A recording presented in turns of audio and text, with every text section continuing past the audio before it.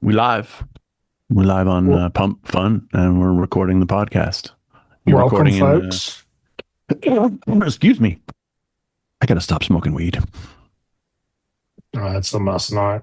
Gabby's away, so So you must. You must yeah, enjoy it. Well, I vape it. I love my vaporizer. I had that from as a 50th birthday present. One of these. It's one of these Pax Plus. It's quite battered I now, but like it. yeah, it works really well. Yeah, I have See, one of they've those. got You turned me onto that. yeah, you got one. Yeah, I Yeah, like it. yeah. It's a lot better. Um, and I can get away with having it in the house without being complained at. So Yeah. yeah, it's really good. Um, you're into all this stuff, right? First things What stuff? first, all the stuff that's behind you. Oh, I thought you were going to talk Ex- about my kinks. well, no, not today. Explain to me how a Pokemon card can sell for $16.5 million. I know it's collectible. I know it's what people think it's worth, but what was it suspect? Do you know what was so special about it? Well, it was rare. It was an illustrator card from like the '90s when the Pokemon cards first came out. They were not considered highly collectible or valuable. So people didn't, it's just like comic books, right? The older the comic book, the more likely they were to be destroyed or thrown out or not cared about, right? Mm. And then, so what happens is these collectors, like, and I've done it with my own, like, I have my own comic books graded, right? That I wrote. But you basically, if you have something that you believe to be in mint condition or near mint condition, you send it in to have it graded, and that particular Pokemon card was graded at a 10 out of 10, which is highly unusual. I have one 9.9 comic here, Oh or wow, they two go down to the 9.9 points comics then. here. And So 9.8 is the most common for they go like one if to you're, decimal places, so one decimal place. what's that? So you got a 9.9, and yeah, okay. So they go. I didn't realize. I just thought they'd be like tens or nines, or but they go down to points. Yeah, there's a point scale. Wow. And so a 10 is ultra rare to find, especially when it's an older So card. that's what this was. Yeah, it was a 10, and I think there's only 22 of them in existence, but I don't know if there's 22 tens or if there's only like one or two tens. But what happened was, the thing is, it's not like these people know what they're doing, right? He Hmm. wore it around his neck at some famous fight, and so there's all this lore that gets attached to it, right? Where it's like, oh, this particular card was owned by Logan Paul, and that's what makes it more valuable now. Is not just Hmm. that it's a any It's like any guitars. PSA 10 isn't going to sell I for that. used to, I used to collect guitars, and I had a guitar once that was worth about 2 grand. I regret not having it actually now, but anyway, I have a guitar. Yeah, I had a guitar that was worth probably 2.5 grand um, as a guitar, but it was gifted to VH1 charity auction by Richie Sambora from Bon Jovi. So it was, yeah. So it's kind of like that. If it was owned by someone or played by someone, like yeah, similar thing then, yeah. But it So was yeah, that's bought. a big chunk of it was the story, right? He made the story that made it more valuable At and the end of the he day, it's wore it just around his neck. it's another investment. And the Daily Mail said it was bought by a son of a former Trump staffer. I mean, I don't know who's got that kind of money to spend on a card, but a lot of that stuff Oh, goes up it in was value. bought by. Oh, okay. I'm just reading it now. It was bought by the son of Anthony Scaramucci. I don't know who that is. You know who Anthony Scaramucci is? Should I? I love him. Yeah, I think he's a great guy. He lasted about 10 days or something in Trump's government. Okay. So the story with Scaramucci is that he was big crypto advocate. and I can't remember what it was called, but there was a big back in the FTX days. That's a whole other story. I was. Did I share with you that I was looking to move back to the Bahamas to cash in on the crypto stuff that was going on down there? As FTX were buying up I remember sixty that. Yeah. million dollar. Yeah. So they held a big crypto conference in the Bahamas the year before the shit hit the fan, and Scaramucci was heavily involved in that from a point of view of publicity or Oh. whatever. Yeah, he's a great guy. I like him. Yeah, he's a money guy out of New York, but he was to whatever degree involved with that whole FTX promotion stuff, and certainly was involved with the conference that went down there. Yeah, and he's on the UK news a lot. He gets asked for comment, but yeah, he lasted 11 days in Trump's government, which is why I like him even more. But we don't talk about politics on this. But Right. anyway, yeah, oh, that makes more sense. So it was bought by his son. So it's just an out and out investment and some good. Right.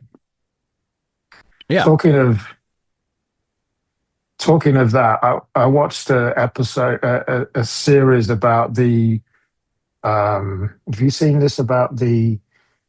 I'm sure it's old news, but it wasn't old news to me. It was like a 3 or 4 part series about the treasure hunt in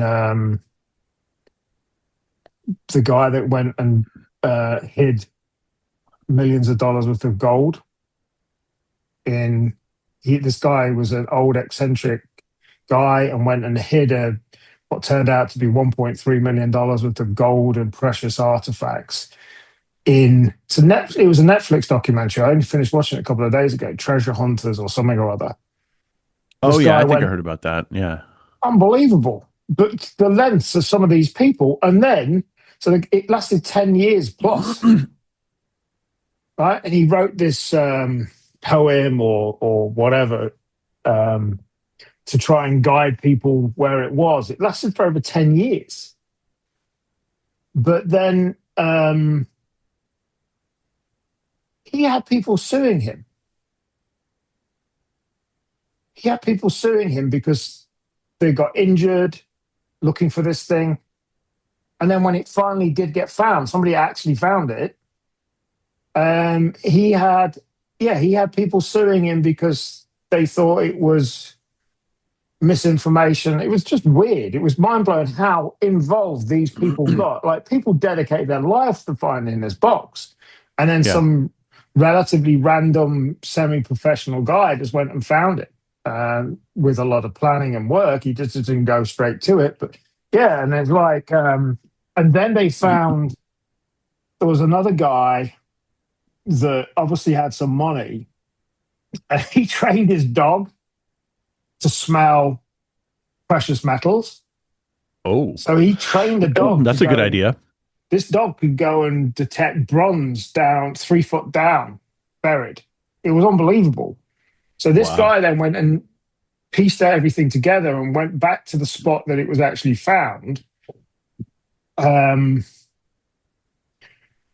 Tried to buy the guy that found it, put it up for auction.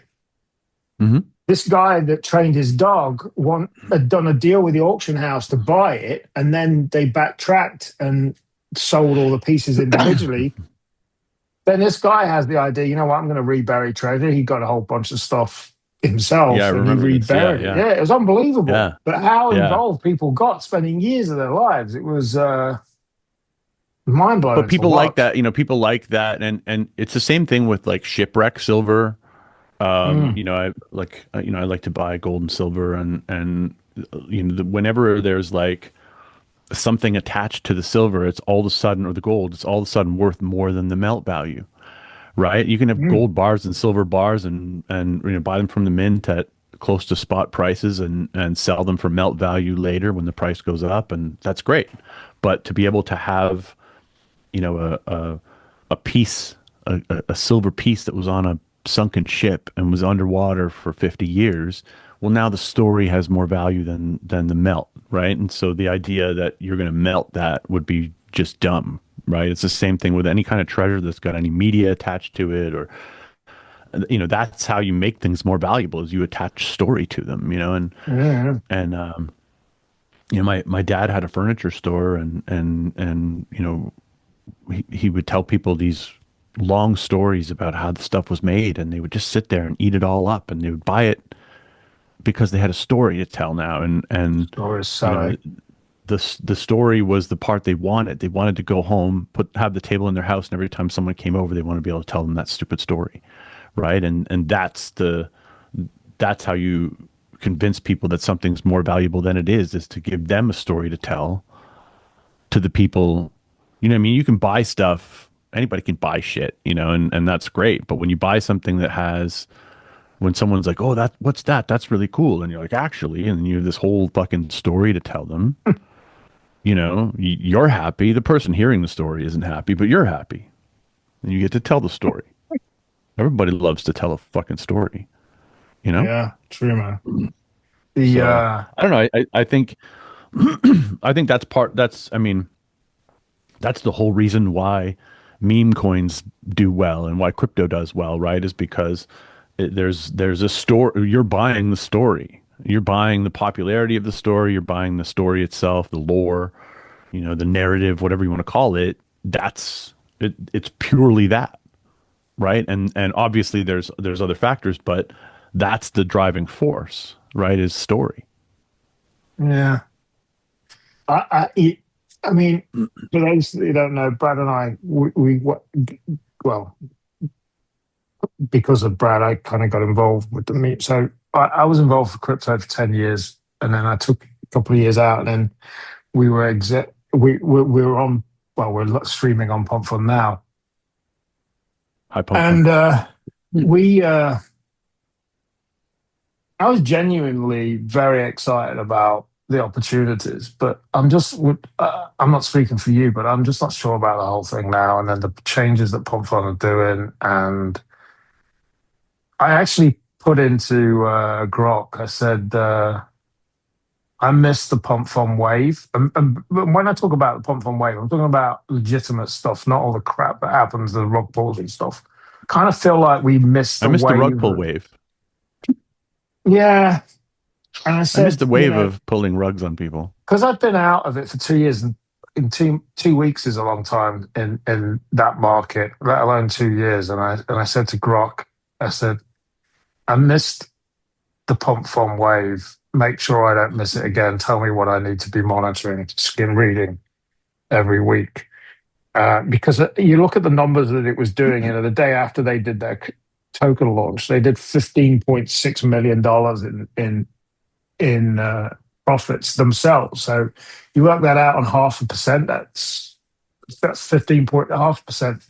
That's unbelievable money. And I just don't know the direction it's going in. When you first told me about it, a live streaming platform, which in theory, as long as you don't really take the piss, you can't get closed down on, right? Right. That was the draw for me. What a Uncensored great live streaming. concept. Yeah, what a great concept that you get creator rewards for streaming. Yeah. But I actually think we saw it when we were actively doing it, live streaming. I'm not even logged on to my VPN to check on phone to see how many viewers there are on this right now, but I'll guarantee you it'll be probably below 10, It's two. if not. There you go. So there you go. We don't know where So they all went, but I think the live streaming part of it was a gimmick that didn't last, but it's still there. yeah, So it's still there. But like I'd rather stream on Pump than on Kick or YouTube or any of these other platforms. Like, I mean, I'm banned from streaming on Instagram. So but look, in the first few weeks of you streaming, you had like 150 people watching it sometimes, Even right, when I tried to launch my thing on there, I had the decent, not as many as you. So yeah, it was a gimmick, but it's kind of a missed opportunity. But then we go back to the same thing of the owners of Pomfret are making so much money. Do they really care? But then they seemingly do because they're trying to make these changes. Whether but I that's think it's also pressurizing. you're looking at all of this in a down market when a lot of people are losing their faith in all things crypto, there are people who have never said it before that are like, oh, it's over.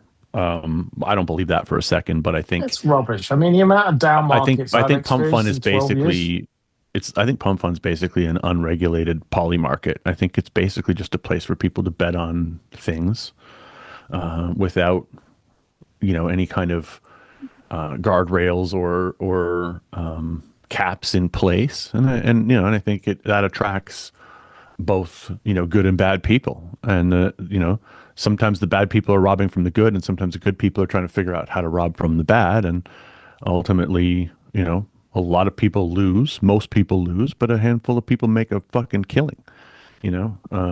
So I don't know. I think, I mean, I'm still you know a fan of Pump Fun, and I'm still a fan of the meme token space, and I think there's I'm something a to fan of it. It's just the direction. Where is it going to end up going, and how can we properly work that? That's right. and maybe the answer's not there yet. So I don't know. Yeah, I'm I not think it's all being infant down on Pump stages. Fun. It's just kind of regret not finding out about it 10 months before. I think that we're in a weird place where we're developing these like robot AI agents, and these agents are also in their nascent stages, and I think the agents need a way to transact without using real money. They need a way to move money quickly and easily and verifiably. And I think crypto, whichever version of it, is the way for that to happen, right? It's like if you have an AI agent that needs to, like, think about this, right? How weird is the idea that you might one day have an AI agent with a budget and say to it, I need you to do the following things for me. And anything that's not in your wheelhouse, you can hire another agent to do. They go to an agent marketplace where there's a Yeah. live you know, exchange of services, certain agents that are programmed and designed and have the API access as to do certain things, charging a premium for that service, paid in crypto, right? Now you have, you could technically give an AI agent, here's 10 Solana here's a private key. Here's an X account. Here's this, here's that. Go hire people to promote my whatever. Go find, and eventually there will be a way for, just like we buy stuff on Amazon now and there's ratings and everything else. Imagine a marketplace for AI agents to trade services based on speciality, based on programming. Because at the end of the day, they're not all going to be experts in everything, and they're not all going to have access to everything. And you may not need the API that another agent uses every day, but you need it once a week or once a month, and that agent will rent that service and their expertise to another agent. It's all just done agent to agent Mm. in lightning speed. You get up in the morning and work's been done, and you paid for it. Your agent paid for it, and it found the best provider, and it did it in a way that was, seamless. And at the same time, it turned your brand into a meme token or a token, and found people that are interested in your brand to help you raise money to launch your product or whatever. It took pre-orders, or it did whatever. Like, all that shit is It's coming, yeah. minutes away in terms of the grand scale of time. It's minutes away. It's exciting. It is, yeah. It is exciting. It's And we that's can't do that with money. We can't do that with banking, right? Your no. your AI agent, you can give it a private key and teach it to send money or receive money. And that private key you share with the agent, and you can take money out of, you can take the crypto out of it at any time. That agent's working for you 24/7.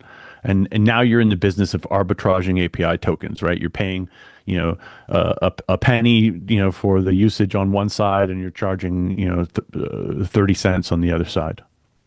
It's just basic, and I think, but I also think we're like, if you look, I've been looking into this. Have you heard of Higgs field AI?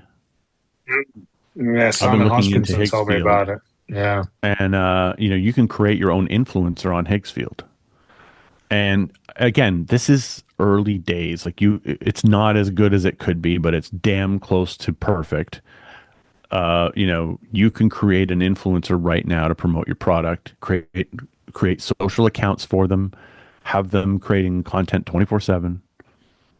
Like I it's didn't go down here. the rabbit hole of it, but it's on my tab list. Yeah, because I said like that's the question like a month or so ago to Simon. What's the best avatar creator or whatever? And he said that's as far as I've gone with it. Right. Have you got into it any further? Yeah, I've been researching it on just I haven't bought into it yet, but I've been looking into it on YouTube and watching some of the tutorials and just trying to decide because it's a pretty hefty thing, right? And like I give everybody the same advice when they ask me about AI products, like never pay for a year up front, No. no matter what the discount, unless they're giving you a year for the price of 2 months. Like, that 25% off or whatever discount, 50% off that they're giving you to pay for a year, it's because they know that they're in a race to raise cash and they know that probably 3 to 4 months from now, someone is going to eclipse their product.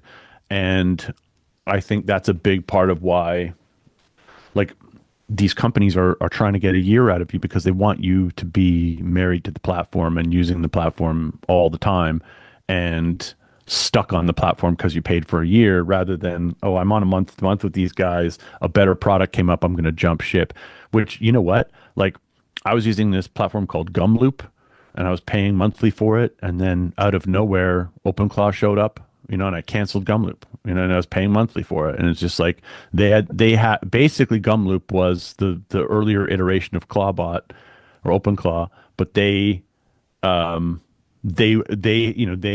it in their ecosystem and it was a lot more programmatic. You had to kind of go in and set things up you had to have a developer's mindset rather than just kind of chatting with No. the product.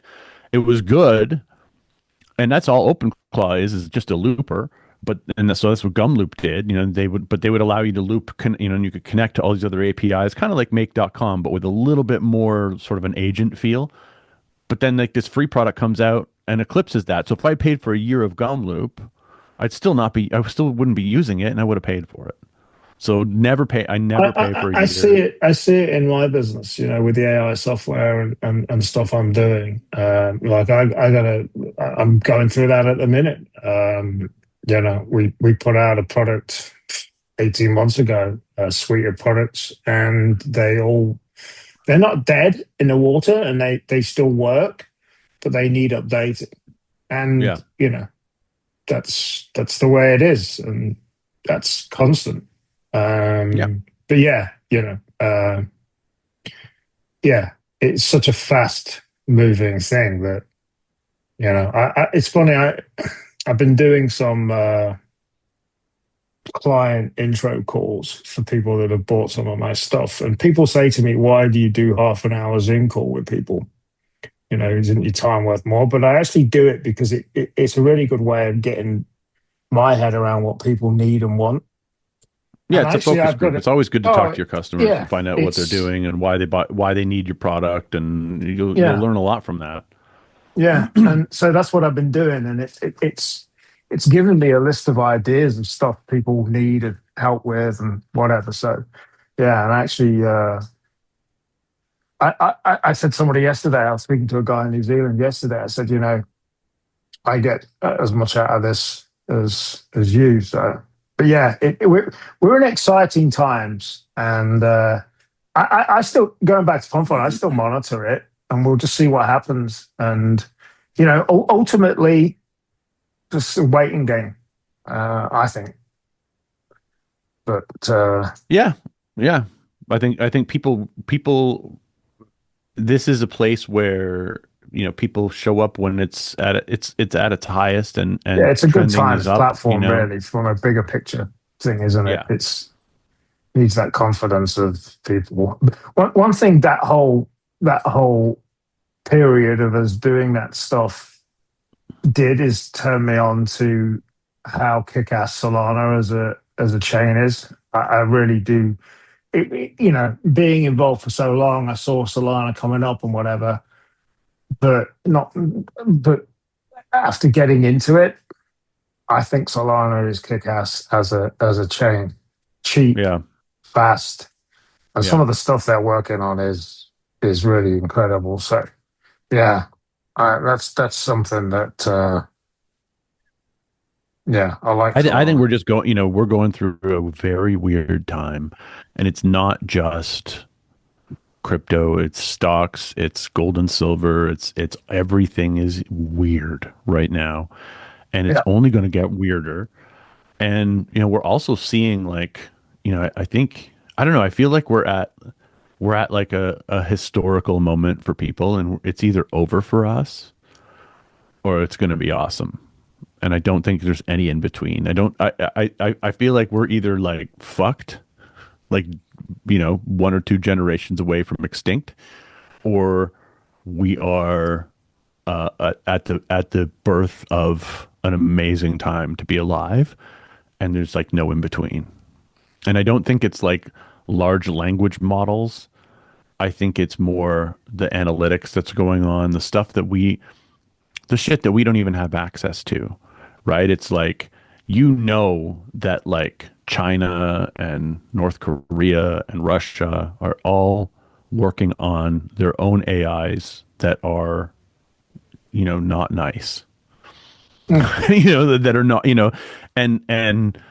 and we are too. I know America's working on it. I know Canada's working on. We're all working on it. I think Canada's working on it. Canada said they were investing billions of dollars in AI, but I'm pretty sure they're using it all to collect more tax because everybody's just getting more letters from Canada Revenue Agency. So I think that's what they're using their AI for, is to just bleed us dry for more taxes.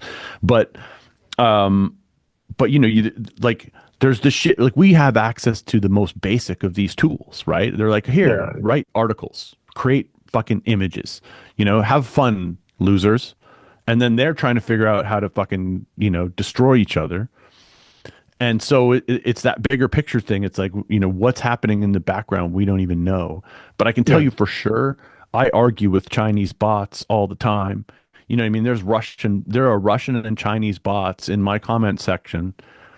You know what? You know how I know is because everything gets politicized, right? They're like, typical libtard bullshit, or typical right wing MAGA, blah blah blah, and they're just like, that's all they're putting in. They're picking a side because they don't like you, or they don't like whatever you're making fun of. Like, as a comedian, it's like, a character in a book, or me personally, or like, there, with my books, it's either like, oh, it's drag queen story hour, you're a liberal, or you're a pedo because you're trying to, and so they come in with these like extremes, and then and then you click on it, it's always like a private account, zero posts, It kind of makes me think sometimes whether not a I've real got some profile of those on picture. my Facebook page because I Yeah. get that. Yeah, I get that, and So it's I think that's a lot of like, there's a lot of external shit going on trying to make us hate each other. That could mm, be successful. That could be wildly successful. There's also like the idea that, I think it was Ray Kurzweil that predicted that we're going to have, that the AI is going to be able to create video, art, and music that's so good that's something we'll never be able to accomplish, and it could put us into a perpetual state of hypnosis. That, like, there is a very good chance that we are a year away or 2 years away from AI being so awesome at making music that the music, you will become addicted to the music like heroin, and that will kill you. really. Yep. We can't Music for comprehend it me right is now because it's only as good mm, as the best human. But as it trains itself, it will eclipse us.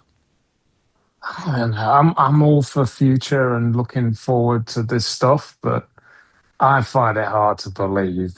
For me personally, like my standout favorite track of 2025 was it came out in late 2025. Um, it was Aerosmith for the first time in 12 years doing new stuff with the English artist called Youngblood. Okay. Uh, and it was called My Angel. and I But find that it has an hard. effect on you for nostalgic reasons, for Yeah, there's other pieces there, right? yeah, it is, and That I don't see how that can replace that. It's like if you see them on the video together, you see this Youngblood guy is who I've become a big fan of. It's a great, great guy from Doncaster in the UK, and actually, you just see a real younger version of Steven Tyler. So it's not going to be able to. But yeah, I don't know. you don't see, that's the thing. You don't even know what it's going to sound like, right? No, But but imagine it's more than some of just the the best sound, music isn't you've it? heard, right? Like Mm, imagine some of the best music you've ever heard, the first time you heard it, how it made you feel. It had mm. never entered into your life before. Maybe you weren't watching a video. Maybe you just heard it in the car or with your headphones on. You were probably high. And, there's that, like, I know when I get high, it's like music sounds amazing. It's like, Mm. like it sounds so much better. And it's like, so there's these little things that enhance it that make it sound better. And I listen to, like, I'm a new music guy. Like I listen to new music. I don't want to be this 50-year-old dude who's listening to like 80s and 90s music all the No, time. So me I'm neither. really, Although I was you listening know, to my '90s playlist before we started this, yeah, don't get but me don't I get me love new wrong. I can music. go down that rabbit hole too, but Yeah, like my I'm kids, looking for new stuff all the time. my kids got me into Zach Bryan. They'd been pounding when I was on a road trip with my youngest. We had Zach Bryan all the way, and I Shazam some songs, and I'm hooked. The latest album he put out, but again, that's about the story, ex vet. Um, yeah, I don't know, just learning about the guy, but yeah, it's like so. But like I One of like my I make music with Suno around my yeah. comedy, right? I turn my books into music, and I'm blown away by how good it sounds. Like, and No, I I'm, agree. Yeah, I made a singer song about pigeon racing for Christ's sake, and it was amazing. Yeah, I get it. yeah. But then I look at like one of my favorite artists of all times, a guy over here from over here called Frank Turner, and I've seen him play. I don't know how many times. It's more complex than that because he's singing from personal experiences. Every song he writes is personal in some way. Now, obviously, different people get different takes from that each song. I don't know. I don't. I know what you're saying, but I don't AI don't be bitching around with my music. I'm not sure, and I'm like you. I love listening to new stuff or try. I don't want to be that 50-year-old guy like you said that's just listening to 80s and 90s stuff. Um, yeah, I don't know. I don't know how I feel about that. I'm all for AI. I'm all for progress, but I'm not sure about how I feel. I mean, yeah, Suno's great, and anybody can go and create a great track already now. I mean, it's mind Sure, blowing what yeah. you can do. But that replacing real artists and being hypnotized by it, It already is replacing real artists. We already have AI artists topping the charts. It's already happened. In fact, I earn a decent, like I stream my AI music and I earn a decent amount of money streaming AI music. It's incredible how well you can do with this stuff.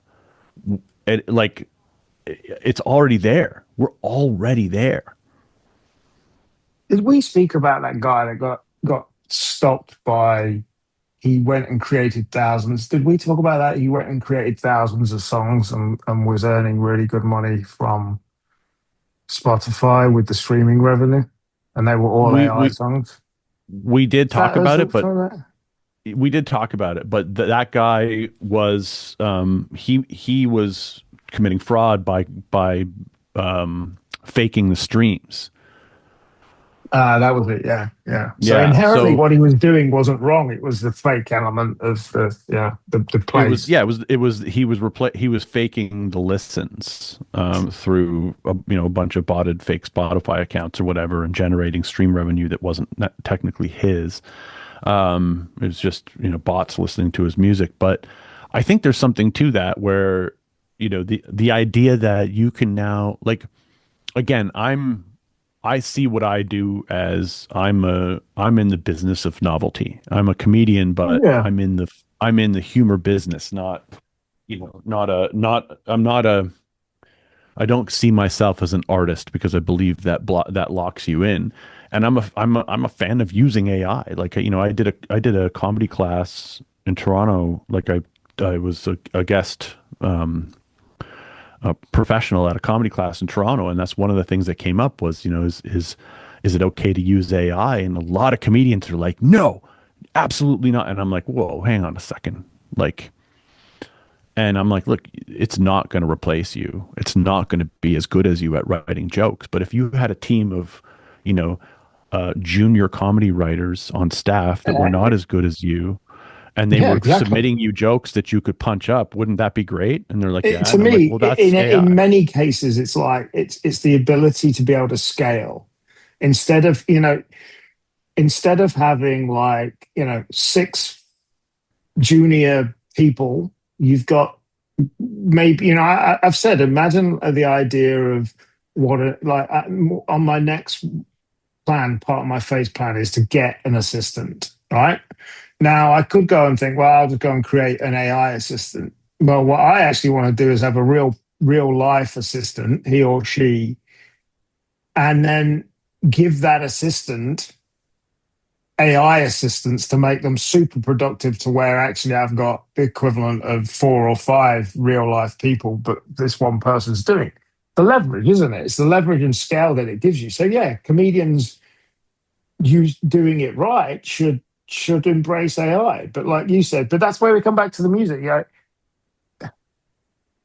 People, AI is not going to be able to create jokes like humans can, and I'd like to think that's the same with But the if I can music. give But my words to Suno and have mm, it create a comedy song, because look, I'm not a, I played bass guitar in a punk band. I can play music, but I don't know how to write it. I don't know how to sing, and I'm not, you know, there's two things that happen, right? There's one side of it, which is what I do is so crass and bizarre and unhinged that a lot of people just don't want to work with me. So even if I was like, hey, I'm looking for a musician to help me craft this track, like I worked with a Toronto rapper who helped me do the Frosty the Blowman rap version, and he was great. But we started with an AI version. We gave him, mm, I was like, hey, here's the underlying track, because he yeah, I said, remember that. Yeah. what do you want it to sound like? And I'm like, okay, I kind of like this. And he's like, can you send me the stems and give me the stuff without the vocals? He laid the vocals on top of the music. He's like, the beat's already there. It sounds great. Let's just use it.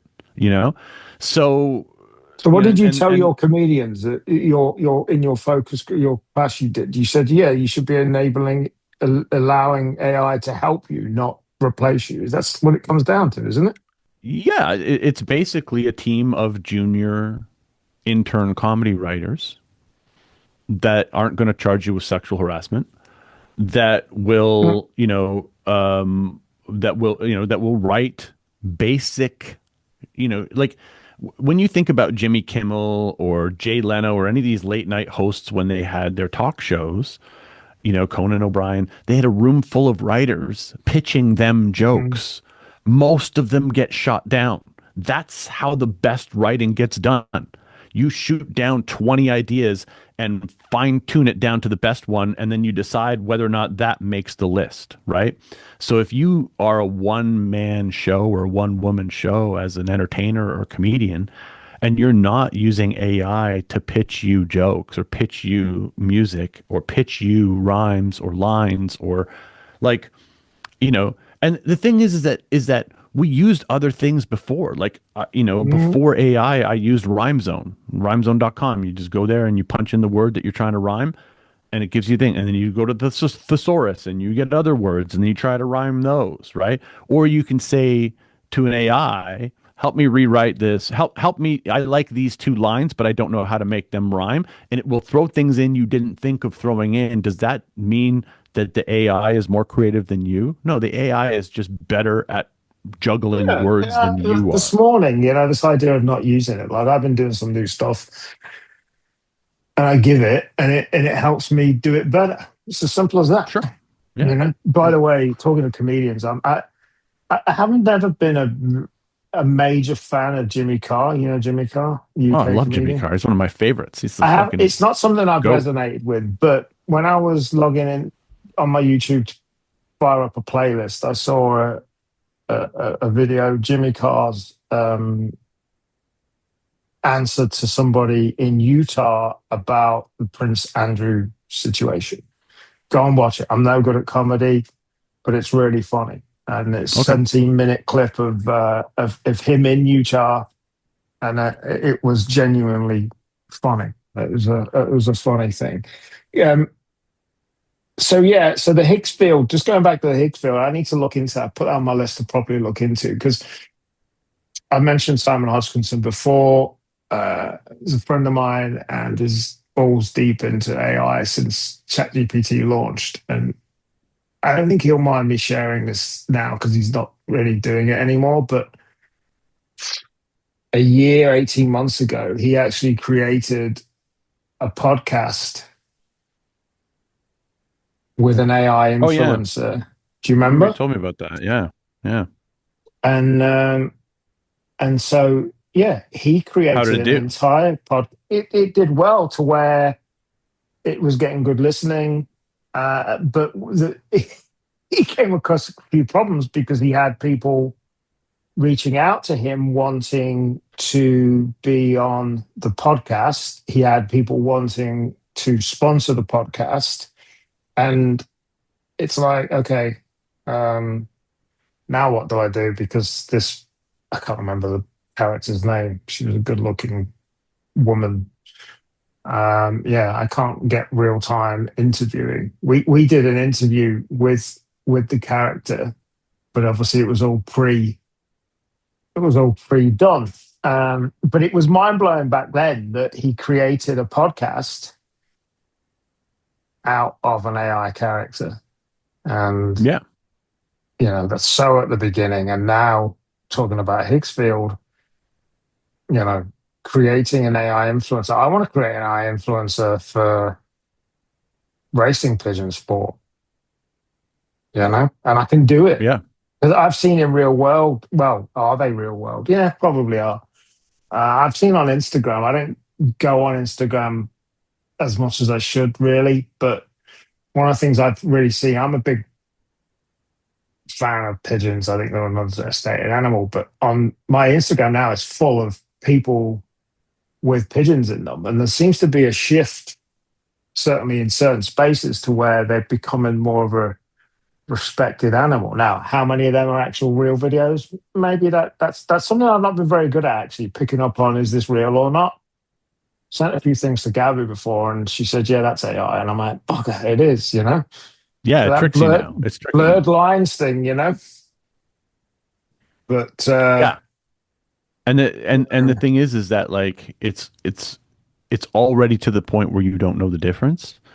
And then we're gonna mm, and then we're gonna get to this place where there's going to be like a Gary Vee talks about it, like an analog renaissance, where mm, people are going to be seeking out content made before AI and looking for like almost like a so what happened before with AI, vinyl? after AI. Well, So it's what happened vinyl, with it's vinyl? Yeah. tapes, it's landlines, it's there's all kinds of like weird like landlines are making a comeback. Like all these weird things are making All right. comebacks because yeah, people are trying to they're craving this world before we were being because we don't want to be tricked, right? And the more we get tricked, the more we don't want to watch. And I think it kind of kills social media over time if you look at like okay, if I know that 20% of the stuff I'm looking at is fake, I'm less likely to log on again, right? And the more fake we get, the more likely we're going to be to like I can't I don't want this stuff. And then we won't be able to label it anymore. There's all these things like punch the monkey. That could have been AI. We don't know. Mm, The punch the monkey with I don't the know it. stuffed No. animal. It went viral last week. There was a baby monkey with a stuffed Oh, I monkey. saw that. Yeah, yeah, Yeah. yeah. Saw the So that baby monkey with the yeah, cuddly so toy that thing. went super viral, but I could have prompted that in Grok. You know what I Yeah, mean? Like I could it have hit made that Sky News video. over here. Yeah. Yeah. So I'm sure it was real, but think about like it's already happening where if you're on and the boomers are the easiest to trick on this, right? It's like if you have a Facebook page for like a fake animal shelter and you're posting AI pictures of dogs with sad stories about them, they're going to get euthanized and blah blah blah and we need donations, and it's so easy to fucking fleece these people for money because they don't know that that dog's not real, that Yeah. story's not real, and they're happy to, oh, you want to buy this dog 5 more days in the shelter, it's $100, and they're like, Two, great, two, there's no shelter. two things on that. I mean, the amount of times in the past my mom has called me, I saw this, and I'm like, and you and I would look at it straight away and know it's fake. But the scary part is I don't think that is going to be the case for much longer. And then just before I called it a night last night, I went on Instagram and I saw Dogs Trust, which is an animal charity over here, post one of their animal centres down in the south of the UK. And I had to actually stop watching the video. It wasn't fake, so it's irrelevant, but just talking about dogs. I'm like, I Mhm. cannot watch this whole video because they videoed all the dogs that were in care that they got for rehoming, and I was about 4 or 5 dogs in. I'm like, yeah, I'd have him, yeah, I'd have her. Oh, it was horrible. It was powerful, but yeah, horrible. It's one of the But these problems stories are that. easy to generate, these pictures Oh, are it could easy have to been the, the, generate, the case in you know point. Yeah, it could have been a generated thing. It wasn't, of course, yeah, but yeah. yeah, it's that motion thing tapping into. I don't know where we. Yeah, but going back to what you said about the analog thing, like, yeah, there's going to be a. That's kind of what I'm hoping for my progress business wise. And that, look, I'm all about the AI. I'm doing loads of stuff in AI, but at the same time, I think people are going to value real interaction, authentic. Let's call it analog interaction. That's why, It's going to become I'm a premium. fortunate. I'm fortunate to be in the book business. Somehow books have managed to stay. Like they have not, magazines have died, newspapers have kind of died, but books are still there And and you people are don't do still buying Kindle. real books. I don't do Kindle That's powerful, isn't it? That the only way you can buy your products, your books, are physical copies. because they're not Kindle worthy. They're too short for Kindle. So people get them on Kindle and they're like, okay, I want my money back, and they refund it because Mm. or they just don't, they don't, like, there's no value. It needs to be, it's a, There's something it in that needs to be physical in your thing, yeah. hands. Yeah, and there's something about the turning of the page and the paper and the weight But and the is that feeling. why you think books have stayed around and are still popular? I think, I have a Kindle. Yeah, I I have never one as use it. well. I have a paper white Kindle, and I never. It's a Yeah. paperweight. That's what it is. I use it for nothing, and I think e-ink displays have their place, but I don't think it's for reading. I think we like to hold paper. We like to, We there's do. something about, Yeah, you're right. I would prefer to read a book on the back, although it's better for the I've got, eyes. it's like Yeah. I look at my Kindle now and I probably could just read the contents of this Kindle for 2 years and do nothing else. Right. Kind of sad, really, in a way. It's like Part of me that thinks Twilight Zone I'm episode where the guy missing out. who loves reading books is the last man on earth, and then he breaks his glasses. I've never seen it, but yeah, I know what you mean. I don't know. Yeah, so it is that holding something, isn't it? Which, Yeah. Oh, yeah, by the way, my OpenAI ChatGPT ban is now permanent. They came back on really. the appeal and they were like, we are not going to continue with this. But I think I know what it was. It was because I was making commercials with Sora and people were complaining. Like people were actually contacting OpenAI and saying this man is exploiting children with these videos because I was making children's commercials for like the Becky the Throat Goat doll or whatever, and the videos were going super viral, and people were getting so mad.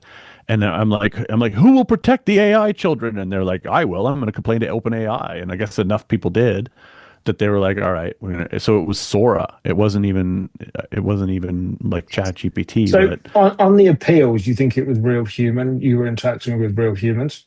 I have no idea. But what I think is funny is that, the OpenAI executives or OpenAI reps were actually summoned to Ottawa yesterday because we had a school shooter in Vancouver last week, I saw that. and Yeah. he or they, I guess, was a trans person. They uh, shot up a school or shot up their school, and then I guess they found out that 2 months earlier, OpenAI had banned their account, and they basically want to know why they didn't notify the police. What was the level of why did it rise to the level of banning and not to the level of reporting? And I'm like, okay, he got banned 2 months before shooting up a school. I got banned about 6 weeks ago. What am I going to do in 2 weeks that I don't know? OpenAI knows something that I'm going to do. They know I'm going to do something horrible in 2 weeks. That's what I think. They know I'm up to something. You're the only person I know that's been banned by OpenAI. You know what? I live in a world of misunderstanding, right? Everybody just It's fucked up, misunderstands what man. I do. And that's a big chunk of my comedy is you don't get it, I get it, you don't get it. That people love that. People love that it angers some people. People Yeah, love yeah. that there are people that think I write children's books and I target the children, and they get so mad that when they see me doing anything public facing, they report, they complain, they organize, and But and why do you and think they don't get it? um I think there are some people who just believe there are lines you don't cross in comedy, and one of them is children. I don't believe that there's any line. So I think race, age, everything's on the table, and I can make a joke about pedophilia without it being pedophilia. I can make a joke about racism without it being racism. Yeah, that's what I Ricky you know Gervais has said, isn't it? I Yeah, follow Ricky Gervais a lot, and that's what he said. Like look at him with was it the Golden Globes? yeah. I mean, he invited him back 5 times, so He it can't told have them been all that they bad. went to Epstein's Island. Yeah. Oh, how true So was that? yeah, it was true. But that's the thing, right? It's like, but there are some people who the minute you it's like, okay, when we were in the adult entertainment business, I guarantee this happened to you because it happened to me a fuck ton. You would tell somebody that you were in the adult entertainment business, and the first question they would ask you is, "You don't do any of that child porn, do you?" Did Yeah. you ever get that? Yeah, I did. Right? Yeah. Yeah. Because to them, porn is bad. You must be a bad person. You must be also doing something evil to children. And the way they would ask you the question, I would get so mad, Yeah. right? Like I would get so mad. I'd be like, "Oh, what do you do?" And they'd Well, be I've like, "Oh, had it thrown I at work me. at the bank." I'd be like, "You don't commit fraud, do you? Do you I've commit had it fraud at the thrown at bank?" me. I've had some haters throw it at me. When I wrote my book in 2013, I had some pretty shitty hater stuff, and they picked up on one sentence out of my book, and the sentence was, I was trying to say we filled just quickly. That's how we went. We saw. I need to figure that. I'm on do not disturb, but somebody on my favorites still can call through. I got to figure out how to stop that. Sorry. It's my son trying to call me. Yeah, so I was trying to say if we saw a niche that was popular, we went and found content to fill that niche and take the space up. And the one of the examples I used in the phrase was girls with braces, and they took Hmm. the whole fucking girls thing out of context, Sure. But that's and what it people was do. They like, they they hear what they want to hear, and then they zoom in on the yeah, word they believe has triggered them. But it's also like you have to be there already. You have to think that already. Like you already have to have your mind in that place, right? For yeah. you to My for you my to standard assume these things. response back to them was, you didn't get Motley Crue back in the day talking about women, women, women. Yeah. And over here, I don't know. I think it's a thing in the UK, in the US as well. You don't get a bunch of women saying, we're going to go on a women's night out.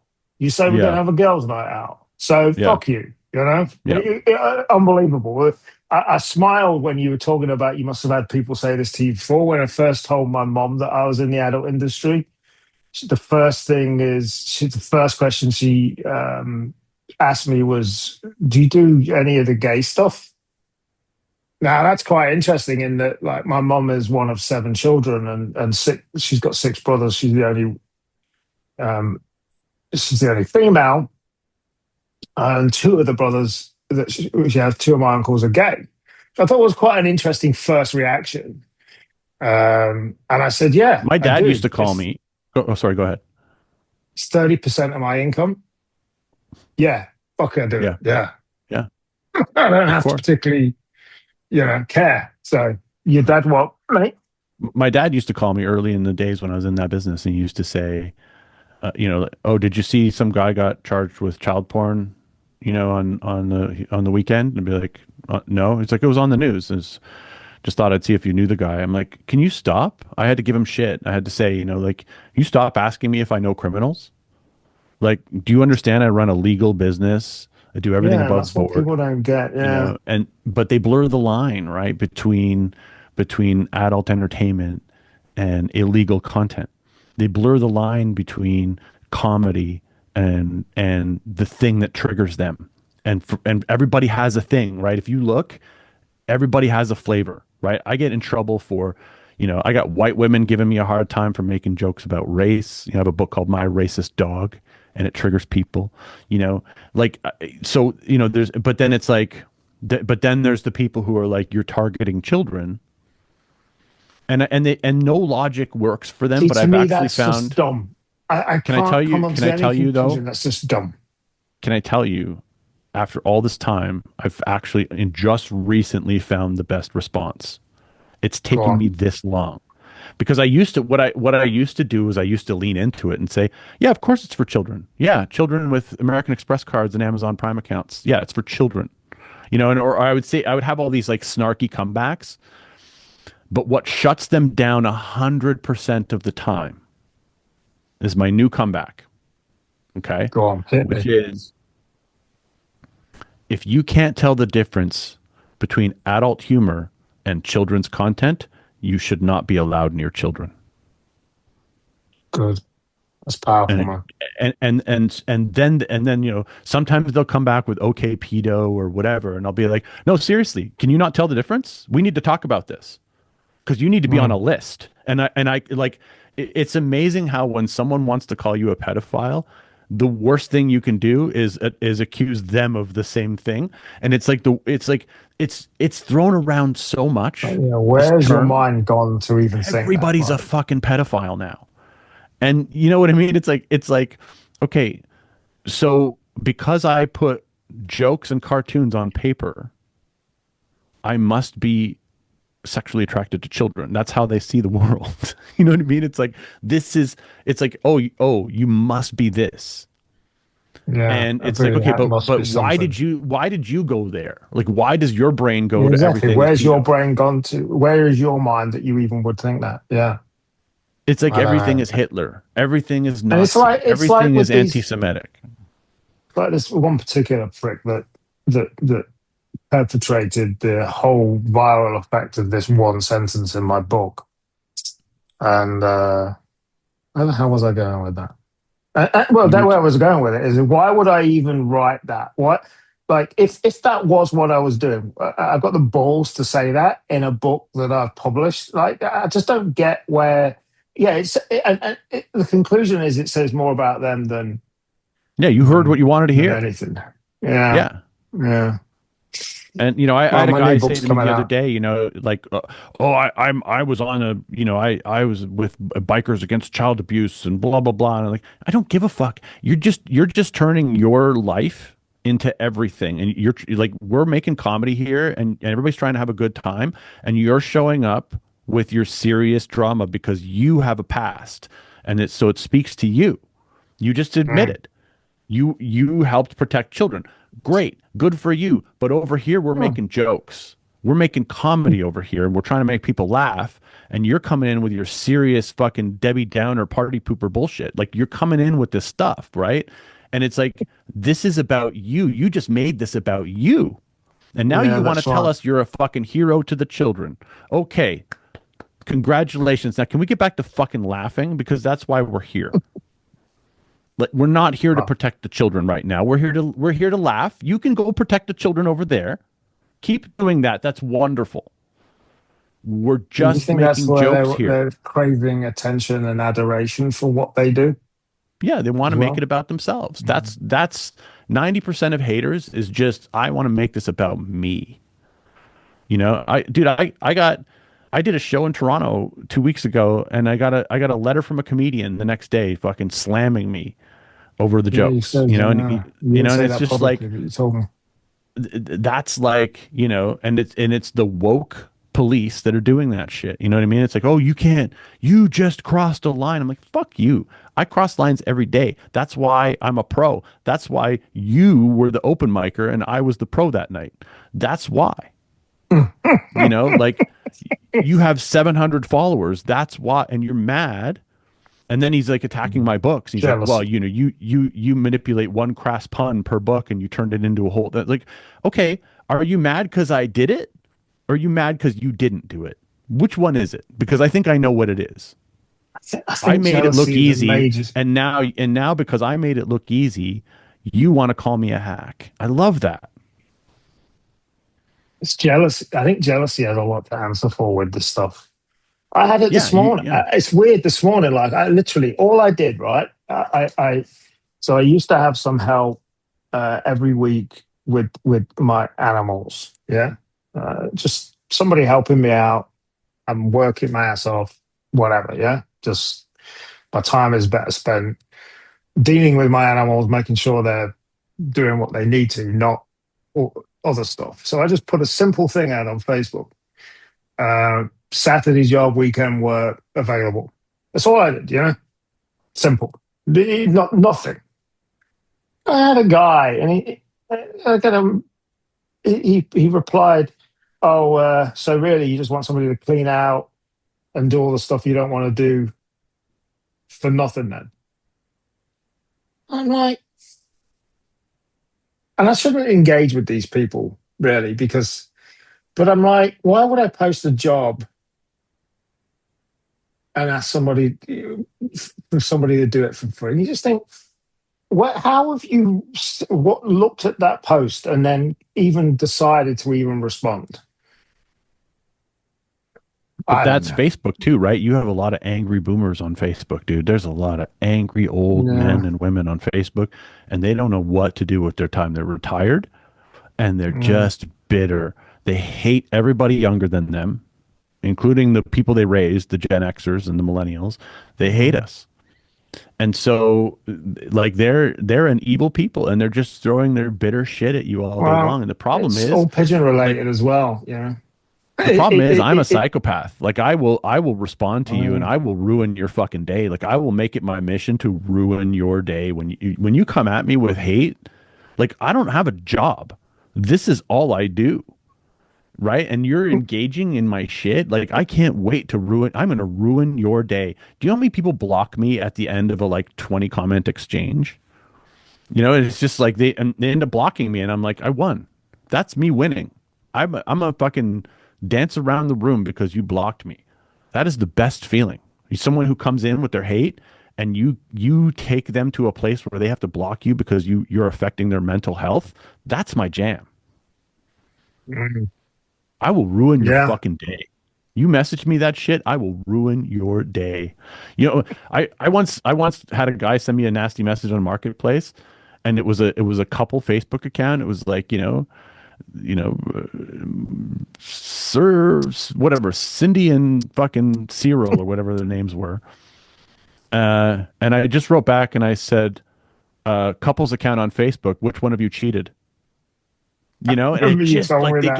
get so mad, when you just pick on something like, and I have a whole rule set of dealing with trolls, right? Like I do not accept any frames created. So if you say something to me, you it doesn't have any, it never lands. I'll never say no, I'm not, or you said this, or I never give them any, whatever they said to me, those words just get stapled into the universe, and I don't acknowledge a single word said or accept any frames created. I just come back with difficult questions that make you uncomfortable, and it's just over and over and over and over again. And sometimes I use AI to help me. I had a chat GPT that did it, but it doesn't work anymore. But I would paste a comment into it, and it knew exactly what disempowering, condescending questions to ask to just fuck with you. And I would just like mess with you all day. And it's like, you're boosting my engagement numbers. I'm having a ball, you know? I I I did love it. have an idea for creating a GPT once, which was the Brad Goss response bot in your style. Because Yeah. I can't do it. Yeah, I can't do it how you do. Some of the responses I've seen you give are genius, and I thought I need to create a GPT for this, all based on your responses. But But yeah, I I can didn't also do get it. away with it because I'm a comedian. I can be a monster. I can roast you and call it sport. You know what I mean? I have a unique position in the world where I get to do it. And even like even with the pump fund stuff, when we were doing when when we would do a meme token, and and and people would come in on Twitter and be like, "Oh, you're scammer, or you this or you that," and I'd be like, I'd post some meme about losing $2, or I'd post some picture of a cartoon loser and be like, "Is this you?" And I could just fucking do it because I'm not trying to convince you to make an investment here. I understand Mhm. we're all fucking degenerates, and this is part of like, if you're going to come in and talk to me like I'm your banker, you're a fucking idiot, and you The deserve to be most trolled. entertaining one for me was the guy that lost $120 on whatever. And I engaged with him on text messages backward and forward, I wouldn't let go. And Because he then threatened somebody. Yeah, he did eventually give up. Yeah, yeah, because he threatened a woman, and I didn't like that. yeah, yeah. And he did eventually give up. But on that note, I think we should call it episode 2 done. All right. None of the other stuff that I prepared to talk about we even talked about, so that's not bad. Cool. Well, that's what happens sometimes when you got stuff to discuss. Yeah, on a roll. Catch It just you happens, right? next week, guys. Yeah, we're gonna do this every week, and I think I'm gonna stream it every week on Pump because it's the only place I Why can not? do. Yeah. I mean, we can talk about shit on here that we can't talk about anywhere else, and Yeah. so I'll stream it every week on Pump Fun when we record it, and then we'll distribute it as a regular podcast. It's the OGNT for anybody who's watching on Pump. Yeah, and Now OGNT we have a podcast. few people watching on Oh Pump yeah, now. Yeah, welcome. The OGNTpodcast.com website is coming soon. So yeah, cool. Catch you next built by week. AI. It will be built Built by by AI. AI. See you later, folks. All right, guys. See ya.